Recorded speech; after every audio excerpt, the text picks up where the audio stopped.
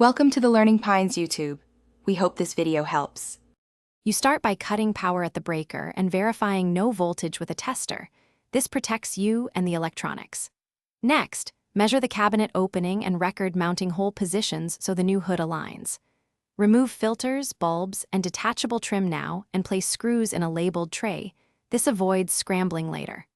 Once done, support the hood from below with a helper or a secure stand so you can unfasten the mounting screws safely.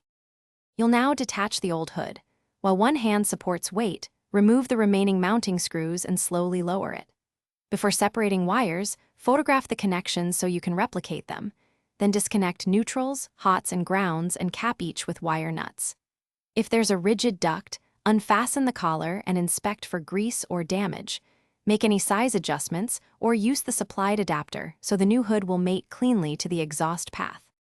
You mount the new hood by aligning it to the measured holes and fastening into studs or anchors, tightening evenly to avoid distortion.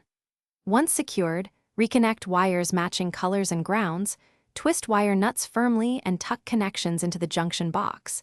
Make sure strain relief is used. Restore power at the breaker and test fan speeds and lights. If you hear excessive vibration or poor airflow, recheck mounting tightness and duct seals.